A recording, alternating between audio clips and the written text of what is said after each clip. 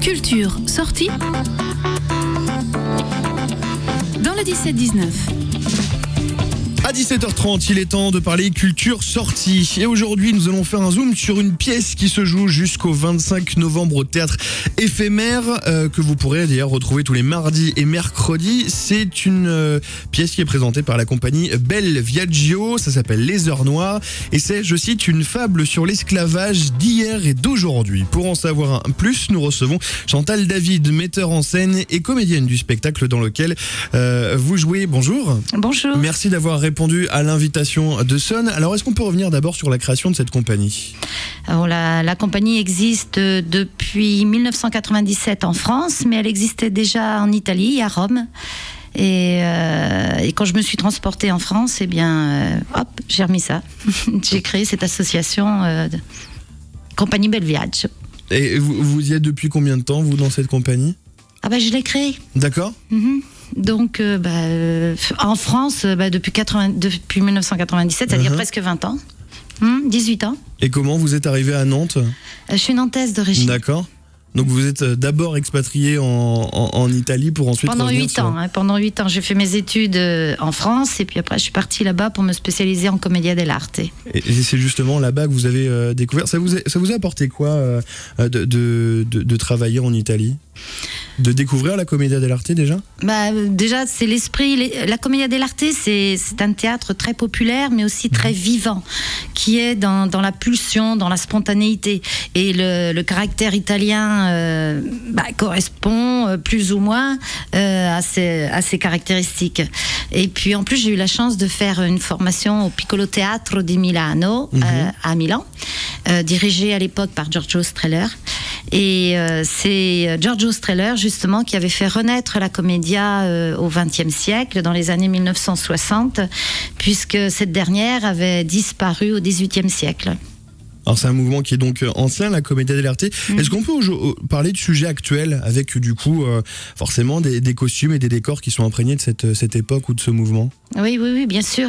En fait, la commedia dell'arte, c'est une technique et puis c'est un esprit aussi. C'est-à-dire qu'on s'adresse directement au public. On est censé représenter la société dans laquelle la pièce se joue. Donc, le spectacle doit être en quelque sorte le miroir de la société. C'est pour ça qu'il est tout à fait opportun de parler de thèmes qui touchent la société. Qui touche le moment. Il se trouve que les Heures Noires, là, que l'on va jouer donc dans le cadre du Théâtre Éphémère, ça porte sur l'esclavage d'hier et d'aujourd'hui, comme vous l'avez dit, mais on l'a créé en 2008, ce spectacle. Et on était en 2008, rappelez-vous, c'était la crise financière, etc. Donc effectivement, on y traite de l'esclavage, l'esclavage des Noirs au XVIIIe siècle, toute cette horreur, mais aussi il se trouve que l'esclavagiste Monsieur Groin est usurier. Et donc la femme que j'interprète d'ailleurs, Désirée Kramsek, elle est complètement endettée, elle a emprunté de l'argent à Monsieur Groin et elle est justement esclave de ce surendettement. Donc, de cette façon, on pouvait traiter à la fois un fait historique et à la fois un fait actuel. Alors comment est-ce qu'on peut parler d'un sujet aussi sérieux en y ajoutant quelques touches d'humour ? Ça, c'est la magie de la commedia dell'arte. Étant donné qu'on joue toujours dans l'extrême, on pousse les émotions, on pousse la cruauté, les rapports de force, les rapports de pouvoir à fond. On y va à fond. Et parfois c'est tellement cruel que ça en devient absurde et irrésistible. Et c'est comme une libération en quelque sorte. Le fait de jouer quelque chose à fond avec des personnages très dans l'archétype, les gens ne peuvent que se libérer par le rire. Mais dans les Heures Noires, effectivement, au départ, on rit. Mais tout doucement, on glisse dans l'émotion, et parce qu'on rentre vraiment dans le vif du sujet. Et on a fait autre chose aussi dans les Heures Noires pour prendre de la distance et pour pas que le spectacle soit trop glauque entre guillemets, et puis c'est l'esprit de la comédia, c'est une tragicomédia, eh bien, les personnages ne sont pas des êtres humains, ce sont des, par exemple, Désiré Gramsec, c'est une poule. Monsieur Groin, c'est un vautour. Et Désiré Gramsec, elle a une fille, interprétée par Élodie Retière, et Monsieur Groin par Olivier Robert. Eh bien, la fille, elle veut être une mouette pour s'envoler au-dessus des océans et s'échapper de toutes ces horreurs, quoi. Et on parlait des costumes tout à l'heure. Est-ce qu'ils servent justement à se détacher un petit peu de l'actualité ? Oui, bien sûr, puisqu'on transporte les gens dans un autre monde. Puis ça, c'est inhérent à Bel Viaggio. Bel Viaggio, ça veut dire beau voyage. Donc, on emmène les gens dans un voyage ailleurs. Pour finir, là, pour cet anthropomorphisme, là, c'est-à-dire poule, vautour, mouette, le fait de ne pas représenter des êtres humains, du coup, bien, on prend de la distance par rapport au sujet. On prend de la distance, ce qui nous permet d'être cruel, justement, d'aller jusqu'au bout des rapports cruels qui s'installent entre l'esclavagiste, entre les personnages. Vous voyez ? C'est finalement un peu un mix entre la commedia dell'arte et des fables, finalement, que vous proposez. Oui, ouais. tout à fait. Alors, en début de cet entretien, on disait que ça parle donc du coup d'esclavagisme d'hier et d'aujourd'hui. J'aime beaucoup ce terme. Ça se vérifie dans le texte, puisque vous êtes inspiré, je crois, des textes de Mirbeau, de Montesquieu, de Jean Anouilh, notamment dans Antigone, ou alors du discours de Martin Luther King, qui date de 63. D'où est venue l'idée de réunir tous ces textes ?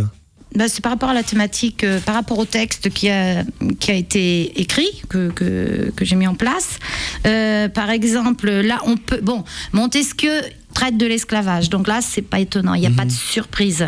Ce qui pourrait être surprenant, c'est Anouilh, par exemple, Antigone. Que vient faire Antigone dans l'esclavage ? Il se trouve que j'ai pris le texte sur le bonheur.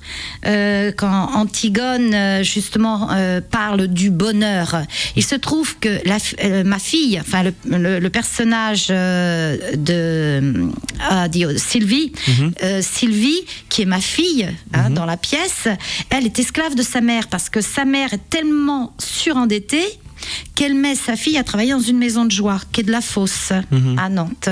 Donc, elle ne peut pas en sortir. Elle est en quelque sorte prisonnière de cet amour possessif et des exigences de la mère, de cette mère poule qui, en même temps, sa fille a travaillé sur un trottoir, mais elle-même étant anciennement aussi une fille de joie. Donc, on est tous esclaves de quelque chose, vous voyez ? Donc, il y a l'esclavage donc pur, historique, l'esclavage du surendettement, l'esclavage aussi de cette jeune fille qui veut se libérer de ce carcan familial. Et là, on rejoint justement Antigone. Alors, même si ces écrits datent d'époques différentes, est-ce que ça a été facile de finalement trouver une cohésion entre les différentes thématiques abordées par les auteurs ? Ah oui, ouais. Malheureusement, les travers humains sont universels. Ils traversent les âges. Oui, on est toujours... Vous savez ce qu'on dit en comédia ? C'est que quand on veut monter une pièce, il y a 3 points importants à traiter, qu'on retrouve dans toutes les tragédies. C'est le rapport de pouvoir, dominant-dominé. Et avec, si je suis dominé, j'essaye de devenir dominant, et puis alterner continuellement ce rapport de pouvoir. La deuxième chose, c'est la reproduction de l'espèce, donc l'amour. Donc il y a toujours ça dans toutes les tragédies. L'amour, effectivement, qui est compliqué, qui est impossible, puisque ce sont des histoires, des tragédies que l'on monte. Et puis la troisième espèce, c'est la survie, boire, manger, dormir. Voilà, on a toujours ces 3 points en général dans les tragédies, et ça c'est universel. Et donc que l'on soit au 16e, 17e, 18e, 21e siècle, on retrouve toujours ces 3 points, malheureusement. Alors je crois savoir aussi que Les Heures Noires, c'est le premier volet d'un ensemble de 3 pièces, d'un triptyque. Est-ce que vous pouvez nous expliquer un petit peu le choix de cette démarche ? De faire évoluer ce triptyque, oui. Alors donc le triptyque, on l'a appelé Heure d'ouverture. L'envie était de parler de faits de société. Donc on a commencé à parler de l'esclavage. L'esclavage, le contraire de l'esclavage, c'est la liberté. Donc on a traité les heures noires. Ensuite, avec les Heures Noires, quand on a eu fini donc les Heures Noires avec la troupe Bel Viaggio, on s'est dit après la liberté, on a acquis une certaine liberté. Eh bien, il faut s'éduquer.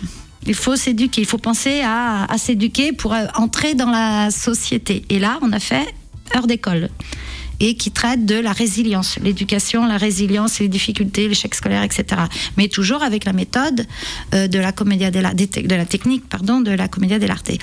Et là, notre dernière création, on y est là actuellement en train de répéter, ça s'appelle Heures de fête. Un coup qu'on a la liberté, on a l'éducation, on peut rencontrer les autres, on peut s'ouvrir vers les autres et combattre pour vivre tous ensemble. Heures de fête traite de la discrimination raciale. Et puis, les immigrés. Donc, c'est un sujet malheureusement très actuel. Merci beaucoup Chantal David d'être passée par nos studios. Je rappelle que vous êtes metteur en scène et comédienne de la pièce Les Heures Noires. Vous jouez jusqu'au 25 novembre, les mardis et mercredis, donc tout à l'heure, sauf le 17 novembre au Théâtre de l'Éphémère. Je le rappelle, c'est 9 rue Monteil à Nantes.